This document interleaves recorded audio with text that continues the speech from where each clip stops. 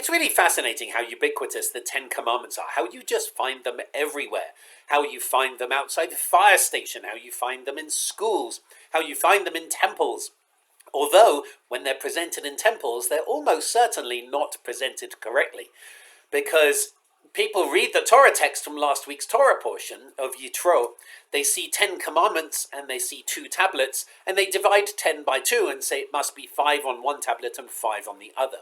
But that's almost certainly not what Torah means, because this is a covenant, an agreement essentially.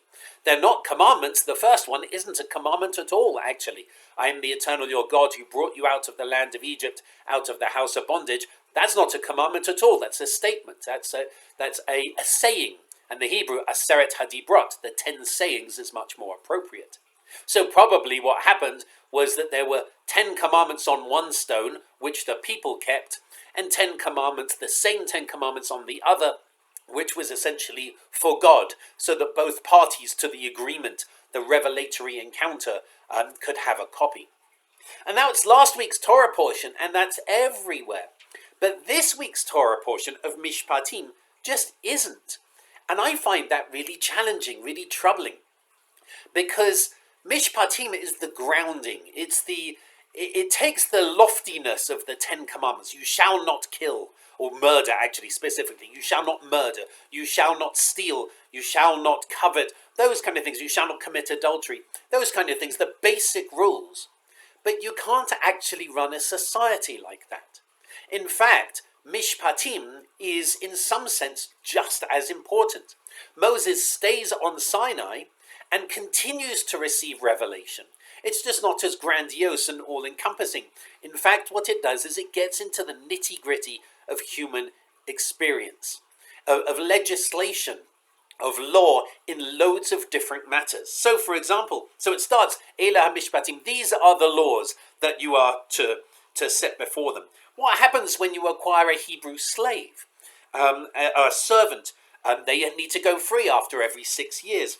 What happens when a person strikes their father or their mother? Because that's not in the 10 Commandments at all. What happens if somebody kidnaps a person? Does that fall under stealing? Well, maybe. What happens if a person insults their parents? What's the law there? What happens when 2 people quarrel and one is injured? What happens if a person injures a slave or servant? What happens if an ox gores a person and to death? What happens to the owner of that ox? You can't take the 10 Commandments and make laws from them. You can derive some laws from them, of course.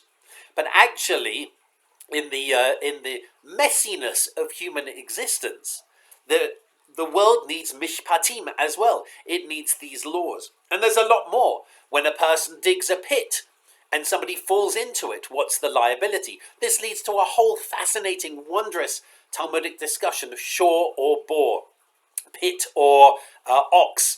When somebody is damaged, essentially, by another person, is it more like an ox or is it more like a pit? And it's actually really important, because we need to know what happens when one person accidentally hurts another, or when a person hurts someone else through negligence. And there's so much more. What happens if somebody's livestock goes onto another person's land and eats their grass? What's the liability? What happens if a fire is started and damage is caused? But it's not just that, it's also other laws too. What happens if there's a stranger who is in your camp? The Torah is very clear in Mishpatim. You shall not wrong a stranger or oppress them, for you were strangers in the land of Egypt. And then adds, you shall not ill-treat any widow or orphan, and because God will hear their cry. And so that's not in the 10 Commandments either, but that's just as important, because that's lived experience. And Mishpatim just is full, it's chock full of wonderful laws. You shall not carry false rumors. You shall not spread gossip, essentially, although that's picked up on much later in Leviticus 19 as well. You shall not see the kid in its own mother's milk. It starts talking about kashrut. There's so much, it's so exciting. I think it's incumbent upon all of us to study Mishpatim. I think it's an essential Torah portion, because it's very easy to have lofty, large ideas. Don't murder, don't steal, don't commit adultery. That kind of thing is really important. But then Torah quite realistically, quite brilliantly turns around and says, but that's not actually enough. Because human existence is messy, it's wondrous, it's exciting.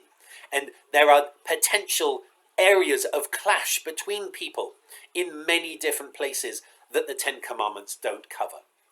And so I hope that you'll join us tomorrow in our Torah study as we look at Mishpatim, because I think it's just as important as the Aseret HaDibrot, as the 10 sayings. I hope you'll also be able to join us for our Kabbalat Shabbat service this evening, as well as our Shacharit service in the morning after Torah study. And I really hope that we'll be able together as a community to wrestle not just with large ideas, but also with the minutiae of human experience. Because that is actually where we meet each other, where religion really shows, I guess the expression is where the tire meets the tarmac, where religion really shows its worth.